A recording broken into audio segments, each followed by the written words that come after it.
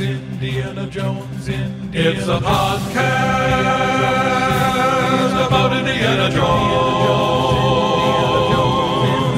Every movie, 1 minute at a time. Indiana Jones Minute. Welcome back to the Indiana Jones Minute.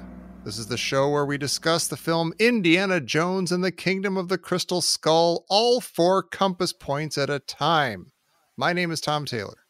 My name is Pete Mummert. I'm Gerald Christopher Vargas Porter. And back again, closing out the week with us is our dear friend from the Star Wars Minute, Pete the Retailer. Welcome back, Pete. Hi, thanks for having me back. I brought a compass. I hope that helps.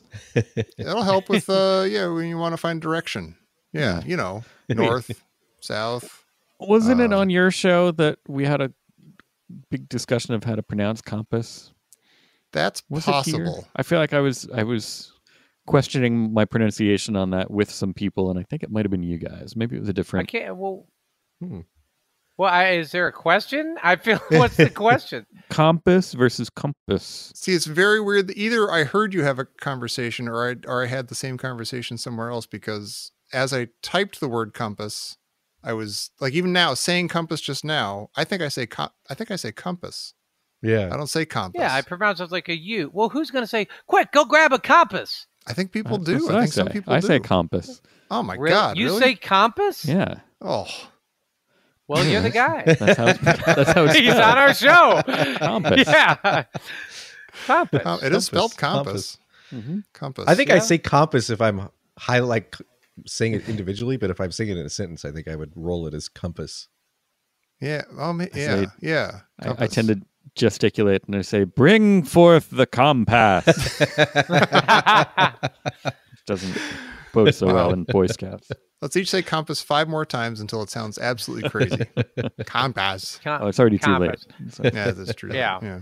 Well, I think it's easier. You go with the compass because it rolls a little easier. Like one of those, I was studying words the other day, like immortality. It's not immortality. They double up the M on that because it's just easier to say it. Immortality. Oh, wow. Yeah. Or like 9 numb. Yeah. There's a B in there, but I don't say it.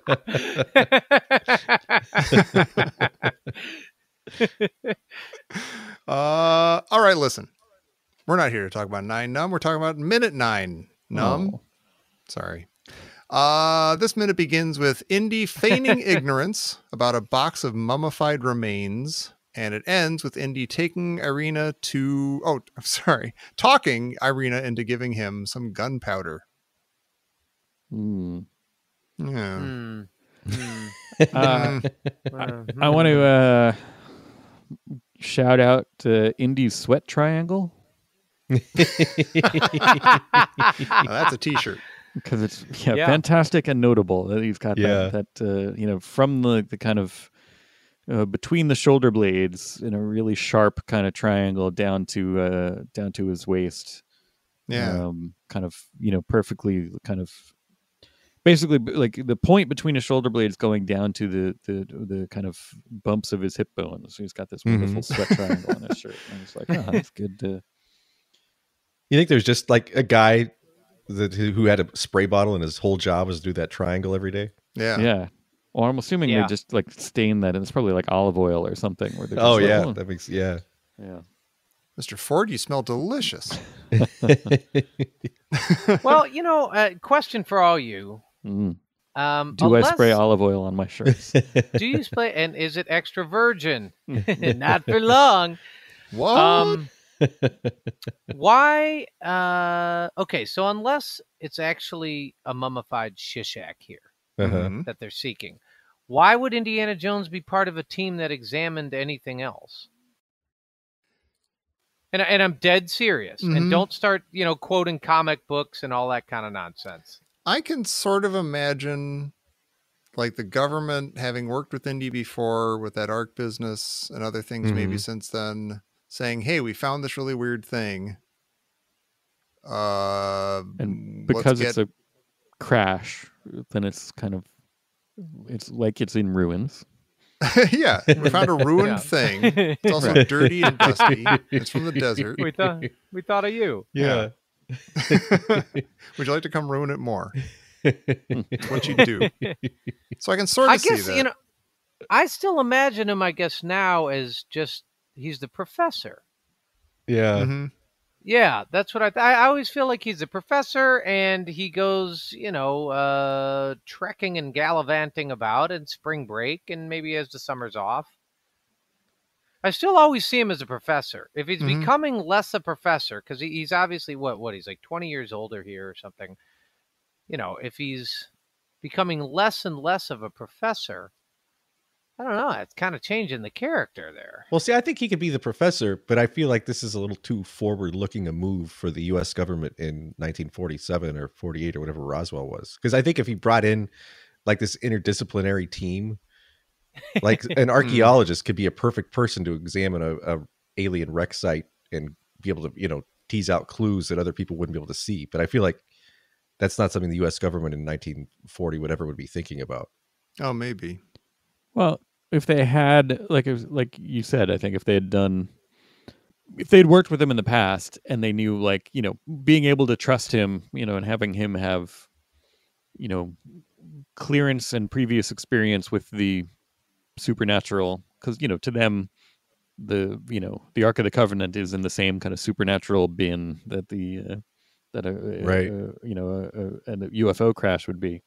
Uh-huh. So oh, where's that guy that we, who has clearance that we trust to kind of examine this and tell us, and, maybe it's not supernatural. Maybe it's not from another world. Maybe he can, examine the writing on it and see if it's, from a different, civilization or something like that. Yeah. So if we're dealing with some, alien supernatural being, you're going to call the archaeologist, Exactly. I guess who else would you call if you really wanted to find there's not like what I kind don't of know, an other alien expert? expert? Well, yeah, but exactly. Like who's the Like, alien how expert? about this? How about like an astronomer or something? A biologist or Or an engineer. Well, Yeah. there were probably, some of those guys too. That's the movie that I want to see now. It's like the Yeah. team putting the team together. where Yeah, you've me got too. this, Yeah. League of Extraordinary Gentlemen style, Indiana Jones. Yeah. plus- That could work. So has he been playing dumb this whole time? Where he's I don't know, I've never been here before. Mummified remains? What are you talking about? Because then he's finally got that stunned look when she says, "Oh, you worked on this thing 10 years ago." He's got that stunned look. So is he like remembering that right now? Is he like, I think so. Oh my God, I Yeah. did work on that 10 years ago. Oh no. is he, A lot is of he actually trouble. dumb? Like here, the last minute. Yeah. Is he playing dumb or is he dumb? Yeah. Yeah. I don't know. I completely believe him here, where he's like, why would you think I have any idea? It's a Yeah. good poker I face. 100% believe him. Yeah. I would believe him if it wasn't that weird Harrison Ford reading of the line. Right. Like he sound like you're right, Pete. He sounds weird in these minutes. I think a large part of the dialogue for at least this opening, bit. I think I think that this was ADR'd and not with him. I think they got it sounds like you know, it's it. like- Yeah, it does sound like it. Yeah. They got a Yeah. Harrison Tom Ford Selleck. impersonator just to be like, do your best. See, okay, I'm glad you brought that up because it's really strange, and I just attributed it to him being like, oh, so this is a much older Indiana Jones, like Mhm. I don't know, like the frog in his throat became a little aged, and Yeah. so he sounds like more vulnerable, almost grandpa-like here. He's just kind of like, what makes you think that, I just put my slippers on. I just want to read I the paper. know. And we just saw him as Grandpa Jones, like with his eye patch sliding down a banister. God. Oh, geez. Let's not bring that up. That's a kill switch. I actually, the note I have for this minute is, the beginning and the end of this minute may be the most disparate in the entire movie because it starts with a very disarming and almost enfeebled Indy. Uh-huh. He just looks like a fish out of water, and he's kind of like, why would anyone think? You know what I mean? And then it's like he's not even mad at her here. He goes, why did you bring me out here? I'm not the right person. You know, I need to get back to my backgammon game. and then the minute ends with him like calling for, he's demanding bullets, and he's like all of a sudden calling all the shots, and you're like, okay, everything up to here, he's been completely fibbing about. Yeah. And he's immediately Indiana Jones. He's like, bullets. Give me your bullets, Right. I think it totally kicks in. I think that's what it is. That it's like he's not that he's distancing himself from it, but he's it's almost like he's two different guys. He is the professor and he's Indiana Jones, and so he's kind of when he first runs into her, he's being more the professor and being like, I don't know what's like I'm not involved in it. And I don't think he's lying. I think he might not realize that the thing that she's talking about is stored here. Uh-huh. Like he might not have had that. Sorry to bring it back up, but he might not have had that scene where, he gets to kind of, see the thing that he studied dropped off into the big warehouse for the Roswell crash. Like, he doesn't get that moment of, he's already been frustrated by stuff enough. So he's just like, I don't know what they did with it. Yeah. So all of this, like he might not be lying at all. Right. He's like, I've never been here before. I have no idea. Like maybe, he studied the Roswell thing, maybe in New Mexico or wherever on the spot or, close by. And then they let, whatever, he was not part of the team. And then they just brought it back here. Right. And then once she kind of explains more than just the dimensions of the box that it's in, then he's like, oh, that. Does sound like a box. I've seen a lot of boxes, lady. Yeah. Oh, those mummified remains. Oh my God. Okay. Yeah, that makes sense. Like he is kind of befuddled and I actually don't know what's going on here. But then when she says that, he's like, oh, okay. That's what they're here for. Now I got to take this seriously. But now I'm in. What makes absolutely no sense to me is that there's a deleted scene here. And I think without this deleted scene, this minute collapses. Like, I don't think this minute works at all because Indy immediately acquiesces when she says, she whips out that rapier and puts it at his neck. And he's immediately like, okay, I'll help you. Bullets. Yeah. And Indy wouldn't do that. Like he wouldn't roll over like that. Like in 2 seconds, he goes from I'll never help you to I'll help you. It's like okay. But there's a scene that's deleted where she says, you will help us find it. And it says he looks at her coldly and then he says, killing me is not going to solve your problem. And she says, not going to solve my problem. You're right. And then she, calls over to her guy and they push Mac onto the ground and another guy drives a truck up next to his head. Like he's going to drive over his head. Oh, wow. And then Indy's like, oh, wow. Okay. And then his name is Mac. Yeah. Oh, yeah. Woo. I'm surprised it wasn't some kind of joke. Hey, what's your name? Well, then that's how you'll die. But I feel like without that scene, Indy's motivation here makes no sense to me. Like how he immediately just acquiesces and he's like, okay, I'll help you. Yeah. Well, yeah, it's weird. He says, even if I did know what you were talking about. Mm-hmm. Right. What makes you think? Yeah. But no, I agree with you. You do. Maybe you do. We do kind of need that scene. Because she says, you'll help us find it. And then he immediately just helps her find it. Like there's no. I mean, you could hey, say he had a sword guys. to his throat and he's surrounded by bad guys with guns. Like what else is he going to do? Yes. But it doesn't seem very Indy-like. Yeah. But what is it? You don't know him. Doesn't that come up later? You don't know him. Yeah. You don't know him. Nobody in this whole crew has a compass. That is a little weird. Right? Yeah. Yeah. I mean, I don't know much about military gear, what your normal stuff was, but, Boy Scouts have compasses. Yeah. That's ridiculous. Yeah. Someone in that crowd is going to have a compass. Yeah. Or at least have one in the car they can run and get. Yeah. Wait, I have one in the car. Yeah, on the dashboard. There are several weird things about this. Mummified remains will be on your left. Yeah. I think there's some other odd things about, like they were in a military facility where nobody has dusted anything. Like everything's got cobwebs all over it, which doesn't seem like that would be correct. I don't know. This seems like a kind of forgotten storage place, maybe. I don't know. I guess, but if they're still storing stuff in here, like you get the impression that they're still putting stuff in here. The other thing I don't get is why they're storing things like a mile away from where they test nuclear bombs. Right. I thought the same thing. Like the most valuable things. The most on valuable Earth, things we're on gonna put Earth. right next to where we blow up the biggest bombs on Earth. They're trying to make the bombs smaller. The explosions. They're working on that. You know, I'll say this: if there's anything this podcast has taught me, it's how to recognize matte paintings. Oh, Yeah, we got a you matte guys gonna painting tell me alert? that's not a matte painting in the back? No, I think it's a matte Well, I painting, mean, or just- it might be CGI. okay. Yeah, Oh, is like a that right? CGI matte painting. Yeah, I still got it wrong.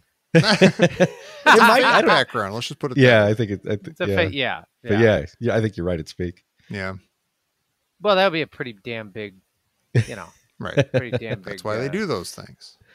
Yeah. I do like, and I know Tom's gonna say this is stupid and he Okay. hates it, but I do kind of like that. We do get the little Indy, a little bit of the Raiders March when Indy kind of turns into Indy. Oh, I don't hate that. Oh yeah. Yeah, totally. He as soon as he gets kind of creative and like you see the spark in his eyes, then we get a little Yeah. indie music. Yeah, I do understand the need for music cues every once in a while, but Mr. Williams seems to get pretty fast and loose with them as the years go by. Well, so let me ask you guys this thing. I need a compass. North, south, east, and Mac chimes in and says west. Yeah. And and he and Indy share a smile. Classic. And I'm like, yeah, exactly. Nailed it, I'm man. like, yeah, maybe when we were in the West. Remember that time we were in the West? Compass, right? Remember? Heck Compass? yeah.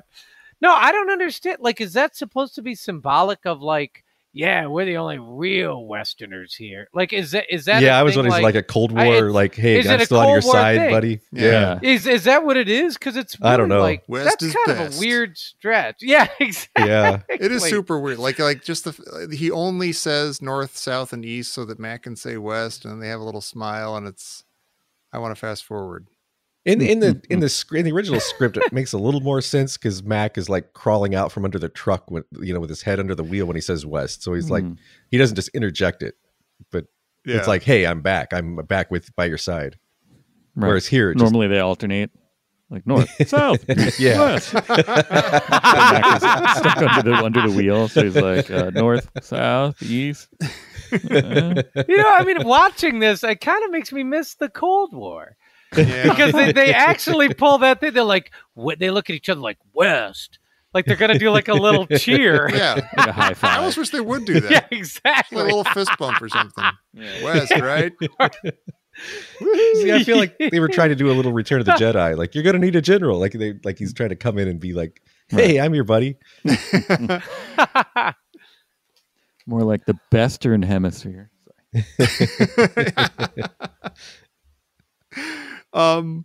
There's that guy who we said minutes ago looks just like Martin Short, and he still looks just like Martin Short. He's like laughing over Indy's shoulder.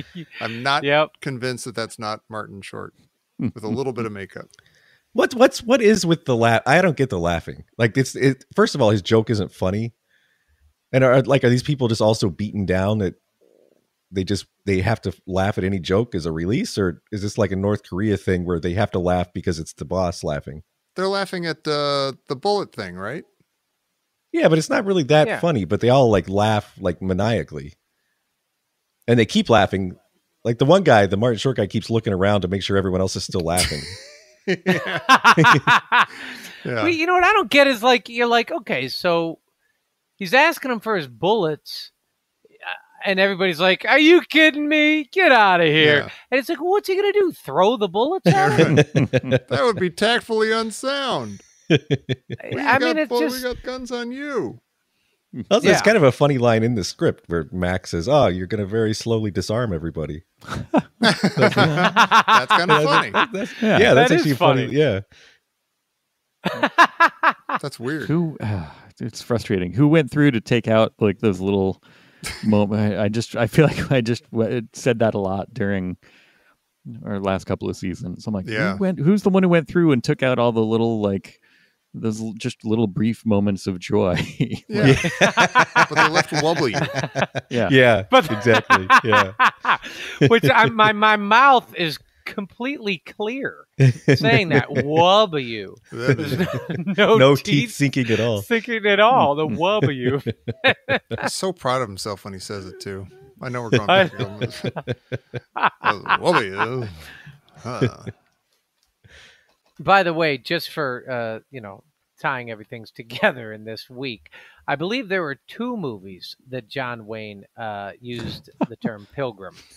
Oh, okay. No, I know he said pilgrim a lot. That was sort of his thing. I just didn't remember. I just feel like I pulled it up and you slapped it out of my hand. I'm sorry, Jerry. But see, I wonder now if maybe now I'm suddenly wondering if it was his thing or like Pete said it was just Rich Little's thing. Yeah. Yeah, no, you're like, is right. it only? Do we think it's his thing because Rich Little always did the pilgrim? I think it's more that. So he only said it twice. It's a little bit like the man. Yeah, in 2 movies. Okay. He said it in 2 movies. It's a little bit like the man with the hat is back. It's like, no, it's not how that works. Yeah, it's not really. It's like play it again, Sam, or beam me up, Scotty, or something. Yeah. Right. Look it up. It does, and then we do seem to get the idea that Indy knew what was going on here all along when he says the contents of the box are highly magnetized. Yeah, suddenly he knows everything. Yeah. Yeah. Which is really interesting because at the beginning of this minute, totally believe the guy. Which makes me realize maybe Indy is hard to read. And when he wants to be. Yeah. Yeah. Subterfuge. It also maybe, like we've often asked, is Indy a sociopath? And perhaps this really good ability to lie might lend a little more credence to that. Oh, maybe. Yeah, there you go. Yeah. Yeah. You know, it's interesting to think about. Like, we talked for 3 movies about how he kind of resets every movie and he's like a total non-believer, smirking at the idea of any kind of magical out of superstitious hocus pocus. But then supposedly 10 years ago, he was called in to like examine some crazy weird body they found in a spaceship. And like, what would his reaction possibly have been to that? Would he have been like, oh my God, it's like an alien life form from another world. This is insane. Or would he be like, oh, that's probably like a whale or something, like a sand whale. Well, it's interesting when they talk about it being mummified remains. You're like, Sand whale. Wait a minute.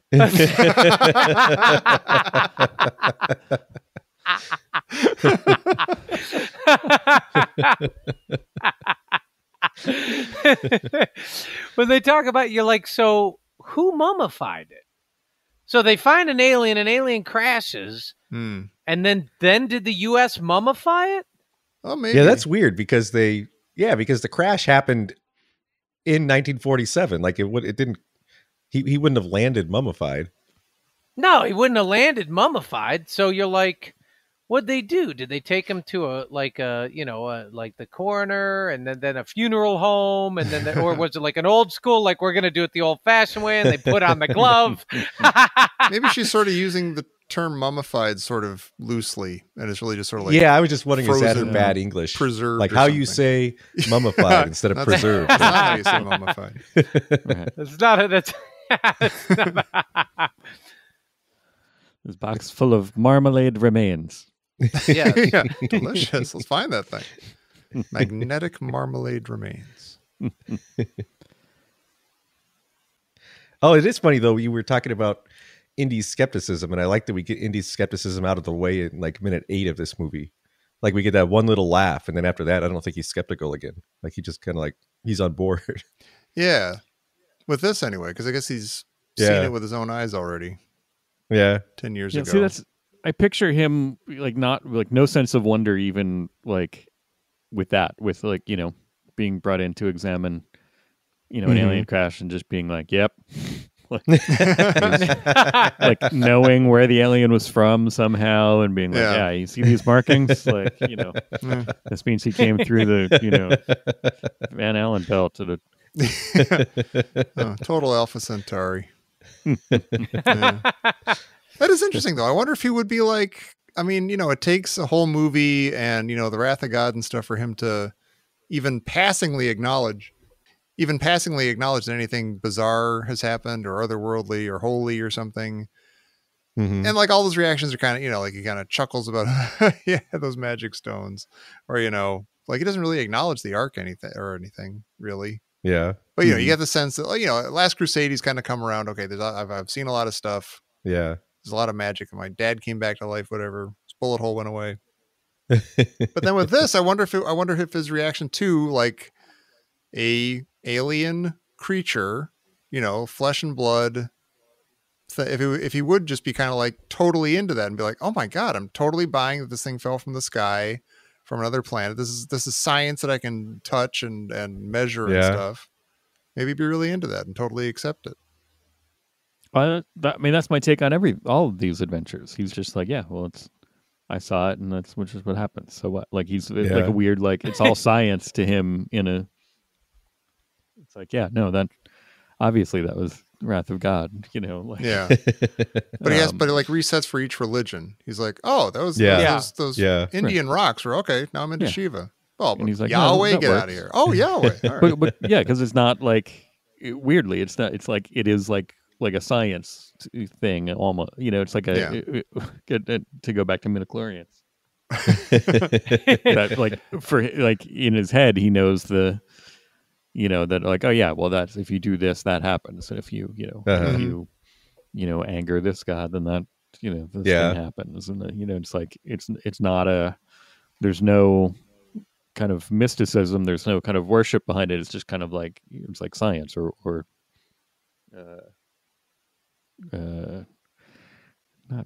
not machinery, but there's I'll just stick with science. Like I should have just quit at the beginning of that sentence.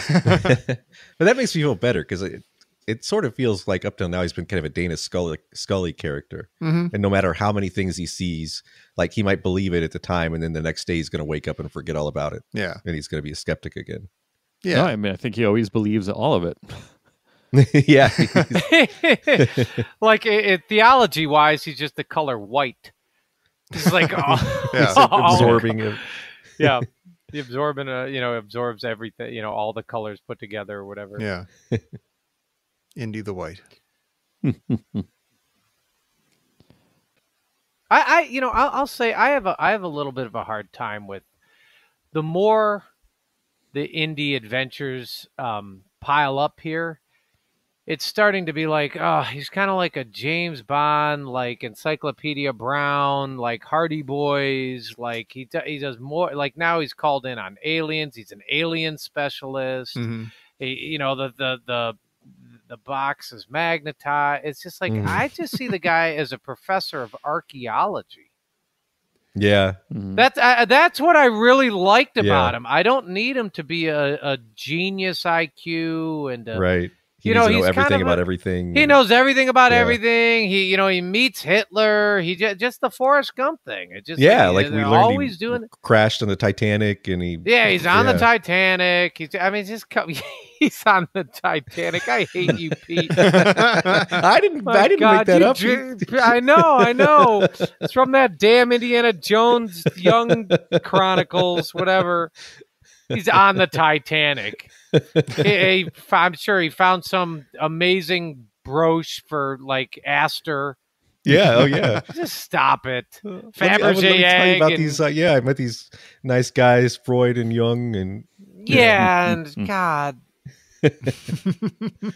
Rode with Pancho Villa. I mean, friends with Davy Crockett. Also broed up with Daniel Boone. Lives next to Paul Bunyan. Yeah. Paul Bunyan built his library. Lives next to Paul Bunyan. It's not like they had adventures. It's just kind of like, hey, Paul. Hello, Henry.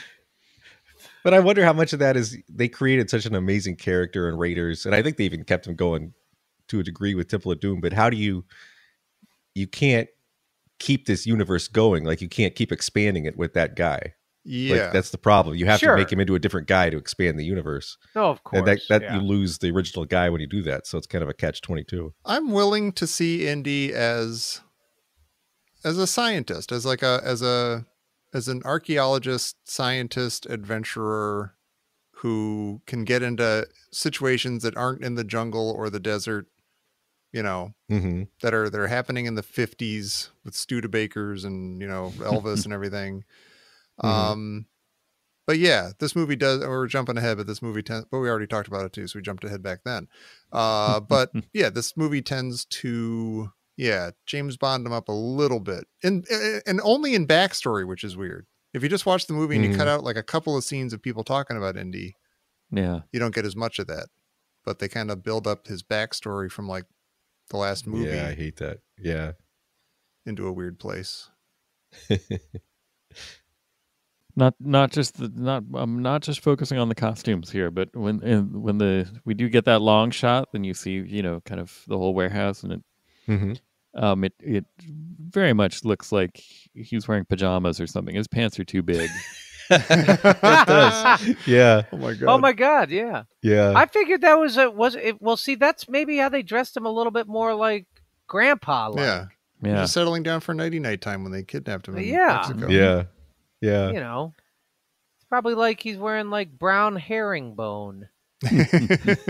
Well, they're kind of like the crotch of the pants is like almost down to his knees. Like they're like super grandpa. Hey, I think that's just Indy. Yeah, that might just be Indy. He's a relief pitcher. Well, let me leave a little space here before I mention my sister.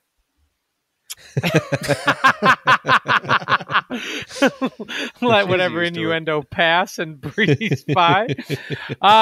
Hey, this just in from Professor Christy Porter.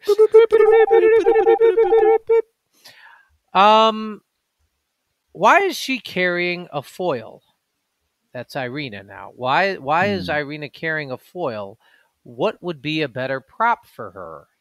It comes with the Order of Lenin medallion. She has 3 of them. Yeah, if you get 3, you can trade up to the saber.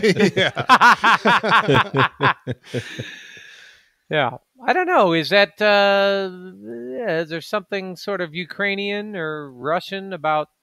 You know, I'm ringing the lazy bell. Like I've never gotten to ring the lazy bell before, but to me that just feels like a character. Like, let's just give this character some kind of a prop, like an eye patch or something. Like someone's like, "Hey, a fencing sword." Okay.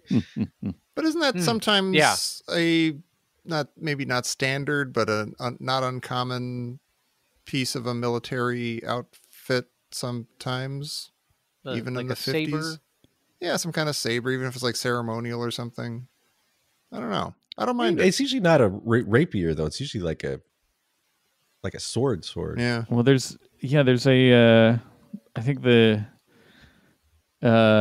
a kind of famous kind of method of dancing, right? Which is with those swords. They hold them, like, and that's almost like a that kind of like Cossack kind of folk double dance Dutch. that also has swords, doesn't it? Yeah. I don't know. So maybe it's the okay. I don't know. Yeah, is it a stretch? Let the lady have a sword. Yeah. She's got to do something. I think maybe she should have had like a,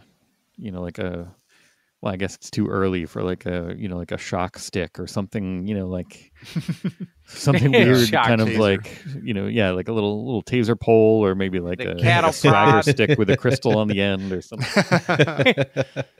See, I would have actually been more okay if she'd had Tote's robotic arm, like mechanical arm. Oh.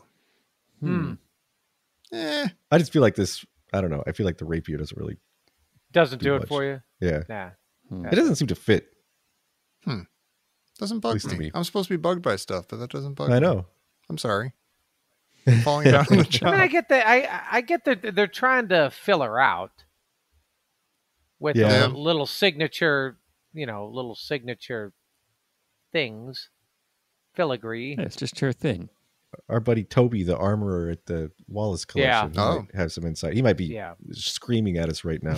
Ask about Ukrainian you don't know about swords. Yeah. Well, I think that does it for Minute 9.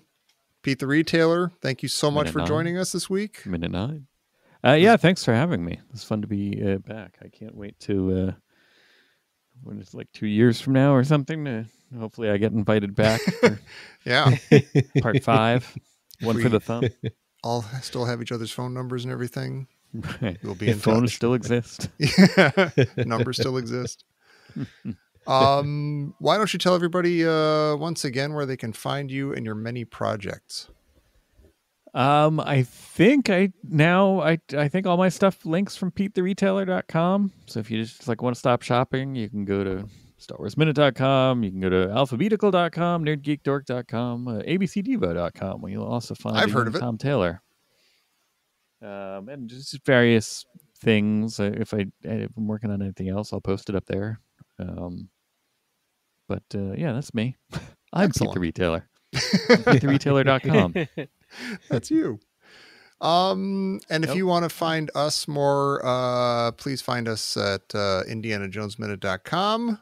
Find us on iTunes, wherever you find your podcast. And while you're there, please rate us and review us and subscribe to us there so you keep getting the show. Because after this movie, who knows when we'll be back? My God, it's going to be a little while. So you got to stay in touch. Keep the home fires burning.